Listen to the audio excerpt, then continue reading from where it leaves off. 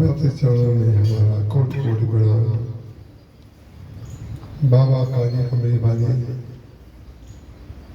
जो घटाकाश भी है, मठाकाश भी है, नित्य समाधिस्थ है गंगा के तट पर, उनकी समाधि के पवित्र सानिध्य में उनके श्री चरणों में मेरा प्रणाम। हमारे गुरुदेव भगवान जिन्होंने हम जैसे अधम को स्वीकार किया, हमारे जीवन को रामचरितमानस से जोड़ा, उनकी इस करुणा कृपा शरणागत बसवता और दयालुता के लिए हम उनके श्री चरणों में कृतज्ञ हैं और कोटि कोटि प्रणाम करते हैं। जितने संत यहाँ पर पधारे हैं उनके चरणों में हमारा प्रणाम, और रामायण पाठ की भावना से जितने भक्त यहाँ पर पधारे हैं, जिन्होंने हमारे साथ गा करके, बजा करके, सेवा करके, किसी भी तरीके से सहयोग किया, हम उन सबके चरणों में प्रणाम करते हैं। और आप सबको भगवान की ओर से और गुरुदेव की ओर से ये आशीर्वाद देते हैं कि आपकी मति भगवान में लगी रहे और भगवान की भक्ति आपके अंदर आए, ताकि आपका ज्ञान, आपका कर्म और आपकी भक्ति और शरणागति सब कुछ सिद्ध हो जाए। महर्षि की मैत्री कृपा के फलस्वरूप महर्षि के कृपा पात्र आदरणीय श्री पुरुषोत्तम जी महेश्वरी और श्रीमती इंदु जी महेश्वरी, उनके दोनों दामाद श्री नवीन जी और मानसी, रजनीश जी और प्रियंका, सबके भावनात्मक सहयोग से ये रामचरितमानस का पाठ होगा। ये आपको भगवान ने विशेष सौभाग्य दिया जब गंगा के तट पर आपके सौजन्य से इतने लोग रामचरितमानस का पाठ सुन सके। नवा पाठ का क्या महत्व है वो तो आप देख ही चुके हैं कि गंगा तट पर इतने लोगों ने पाठ किया, उन सबका परम सौभाग्य। अब आज का जो प्रसंग है वो भगवान राम के राज्याभिषेक से प्रारंभ होता है, और उसकी जो पूर्णाहुति है पाठ की, वो पार्वती जी शंकर जी के प्रति सुकृतज्ञ है। धन्य धन्य मैं धन्य पुरारी, सुनो राम बन भव भयहारी। मैं धन्य हो गई, मैं धन्य हो गई, मैं धन्य हो गई कि भव सागर से पार करने वाला जो महामंत्र है रामचरितमानस, वो पाठ के रूप में आपने हमें सुनाया। ऐसा शंकर जी के प्रति वो कृतज्ञता ज्ञापन करते हैं। फिर पार्वती जी, आपने जिन्होंने रामायण में ध्यान से पढ़ा होगा, अर्थ का ज्ञान जिनको होगा, उन्होंने देखा होगा कि बालकांड के प्रारंभ में पार्वती जी ने 10 प्रश्न किए थे शंकर जी से कि आप भगवान राम के संदर्भ में हमें 10 प्रश्नों के उत्तर दीजिए। उसमें भगवान राम के निर्गुण से सगुण होने से लेकर के और परलोक गमन तक के प्रश्न किए गए थे। भगवान शंकर ने 9 प्रश्नों के उत्तर दिए, परलोक गमन की बात उन्होंने नहीं कही। जब 10वें प्रश्न का उत्तर शंकर जी ने नहीं दिया तो पार्वती जी, जो प्रबुद्ध श्रोता और जो भक्त श्रोता होता है, वो कभी भी ये नहीं कहता है कि आप ये भूल गए, क्योंकि उसको जो कहा गया है उसको भगवान की कृपा उसी में लगती है। लेकिन जैसे बाली ने अपना अहंता और ममता को धन्य कर लिया, उसी प्रकार से जो भक्त होता है पार्वती जी की तरह, वो ये तो नहीं कहता है कि आप भूल गए, लेकिन 10वें प्रश्न का उत्तर वो मांगता है, क्योंकि शंकर जी ने ये पूछा कि मैंने राम कथा तुम्हें सुना दी, पार्वती क्या तुमको और कुछ तो नहीं जिज्ञासा है ना, और तो कुछ नहीं सुनना है। आप कल्पना कर सकते हैं, सारे रामचरितमानस की कथा को सुनने के पश्चात, भगवान श्री राम की कथा सुनने के पश्चात उन्होंने ये कहा कि आप कृपा करके ये बताइए, जो काकभुसुंडी आपको मिल गए, वो काकभुसुंडी आपको कहां से मिल गए? उस काकभुसुंडी जो आपके शिष्य हैं, जो आपके भक्त हैं, उनकी कथा दोबारा से सुना दीजिए। तो जो उत्तरकांड में काकभुसुंडी गरुड़ जी का संवाद है, काकभुसुंडी जी का चरित्र विशेष रूप से है, वो रामचरितमानस की भक्ति का सार है, जिसको हम भक्तमाल कहते हैं। रामचरितमानस में उत्तरकांड में जो काकभुसुंडी चरित्र है, वो रामचरितमानस का भक्तमाल है, जिसमें संपूर्ण राम कथा सुनाने के पश्चात काकभुसुंडी जी को कैसे पाया शंकर जी ने वो सुनाया, काकभुसुंडी जी को कैसे उन्होंने कथा दी वो सुनाई, काकभुसुंडी ने गरुड़ को कैसे कथा सुनाई वो सुनाई, और काकभुसुंडी और गरुड़ दोनों धन्य धन्य हो गए। आप अंत में जब पाठ आएगा, समय रहा तो मैं बीच में रोक के आपको बता भी दूंगा, लेकिन वो हमें पता नहीं होता कहाँ पर भाव में निकल जाएंगे, कहाँ रुक जाएंगे, कि हमें ज्ञान नहीं है उसका। अंत में जाकर के गोस्वामी तुलसीदास जी महाराज कहते हैं, सतपंच चौपाई मनोहर जान जे नर उर्धने, दारुण अविद्या पंच जनित विकार श्री रघुवर है। 5-7 चौपाइयां भी यदि कोई ध्यान से पढ़ करके हृदय में अर्थ के सहित धारण कर ले, तो उसके जीवन से अविद्या का नाश हो जाएगा। अविद्या का नाश का तात्पर्य होता है अविद्या, अस्मिता, राग, द्वेष और अभिनिवेश। ये 5 अज्ञान के कारण हैं, जो सुनने के बाद भी बने रहते हैं और कहने के बाद भी बने रहते हैं। कितनी बार भी हमने कह दिया, लेकिन अविद्या से नाश हमारा कहाँ हुआ? कितनी बार संसार में लोगों ने सुन लिया, अविद्या से नाश कहाँ हुआ? लेकिन नहीं हुआ।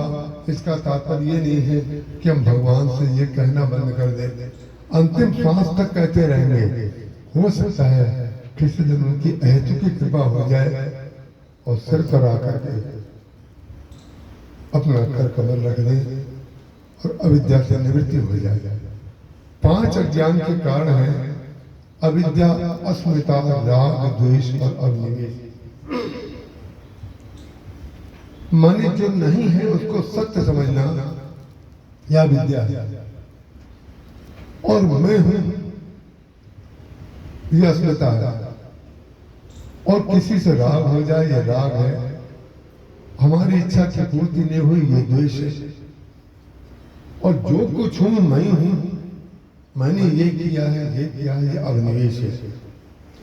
इन 5 से व्यक्ति को कम से कम बुद्धि पूर्वक तो ऊपर उठने की चेष्टा करनी चाहिए, कम से कम बुद्धि से। जे कहत गावत सुनत समझत परम पद नर पावई, कहीं सुनई अनुमोदन करेंगे, ना भी कर पाए तो कम से कम अच्छे कार्य की प्रशंसा तो कर दें। अच्छा कार्य अच्छा है ये तो मुंह से कम बोल दें। और ध्यान रखिएगा, जो व्यक्ति अच्छे कार्य की प्रशंसा अपने मुख से नहीं कर सकता, जो व्यक्ति अच्छे को अच्छा नहीं कह सकता, जिन हरि भगत हृदय नहीं आनी, जीवत 100 समान ते प्राणी। जिसके हृदय में भगवान की भक्ति नहीं आई, वो व्यक्ति जीते हुए भी 100 के समान है। न जाने कितने लोग ऐसे हैं। हमारे महाराज जी जीवन पर्यंत जब जब मैं महाराज जी के चरणों की सेवा करता था। आप जितने लोग हमारे निकट हैं जानते हैं, हमेशा महाराज जी विनम्रता सिखाते थे, हमेशा झुकना सिखाते थे, हमेशा सबके कार्य की प्रशंसा करना सिखाते थे। बोले ये करते रहने से अहंकार सुसुप्त हो जाता है। अहंकार मुक्त होने के लिए साधना मत करिए। साधना करके आपके अंदर ये अहंकार और बढ़ सकता है कि हमने इतनी साधना की है। न जाने कितने लोग 22 साल की एकादशी, 31 साल की एकादशी, 15 साल की एकादशी को जप रहे हैं और जप करके दूसरों को सुनाते रहते हैं कि इतने वर्ष से मेरी एकादशी अखंडित है। ध्यान रखिएगा, भगवान की महती कृपा हो कि किसी दिन गलती से आप उस दिन अन्न खा लें और आपको जो प्रायश्चित होगा, आपको जो प्रायश्चित होगा कि आज गलती हो गई, और उस दिन प्रायश्चित होते समय कहीं आपके मन में ये बात आ गई कि जो खा लिया वो भगवान की कृपा थी, आज भगवान ने मेरे एकादशी का पारण कर दिया। अगर उसमें भगवान की कृपा का अनुभव हो गया, उसको प्रसाद मान लिया, तो वो एकादशी का फल है, वो एकादशी का फल है। तो महाराज जी हमेशा कहते थे, अरे ठाकुर जी की कृपा का अनुभव करो, ठाकुर जी की कृपा का अनुभव करो। इतने इतने विनम्र शब्दों का कोई संत उपयोग कर सकता है, मुझे उसकी कल्पना ही नहीं थी। मैं पूरे समय जब जब अनुकूल और प्रतिकूल संभावनाएं, घटनाएं, संदर्भ आते हैं, तो मेरे पास एक ही सूत्र रहता है जीवन का, वो रहता है महाराज जी की स्मृति।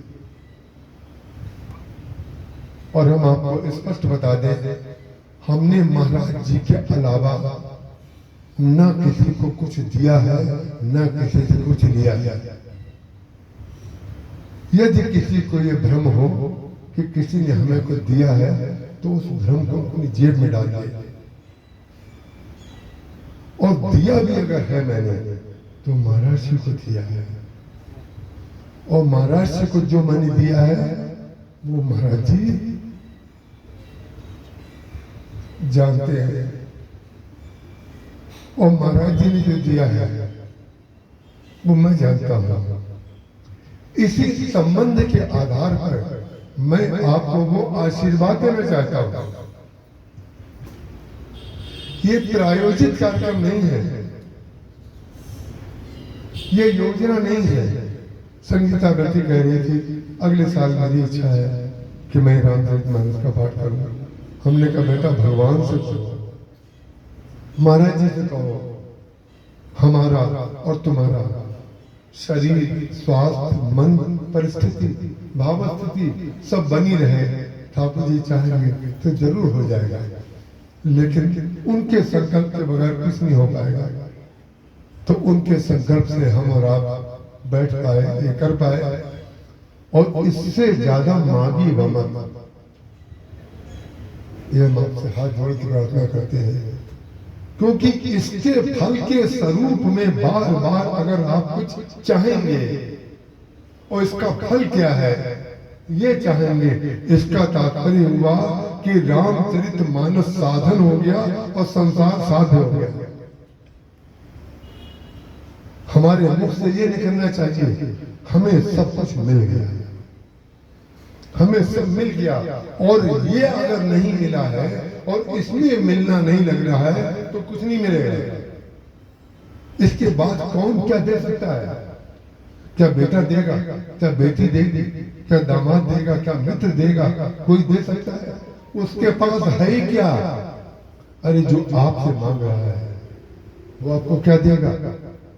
और जो आपसे मांग रहा है और जो आपको दे रहा है वो है ईश्वर। आपसे प्रेम मांग रहा है,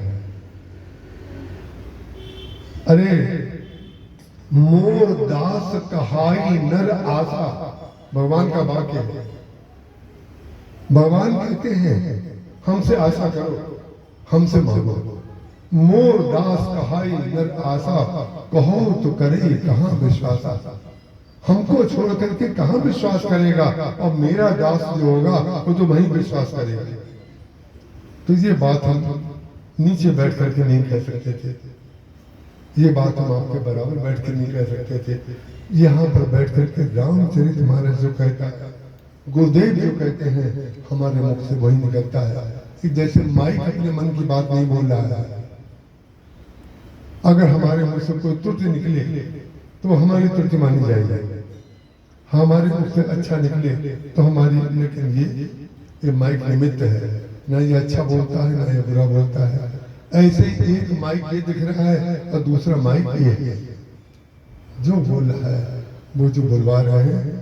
अब हम आप सबको आशीर्वाद देते हुए गुरुदेव के चरणों में कोटि कोटि प्रणाम करते हुए हम आपसे निवेदन करेंगे, दुआ की मांग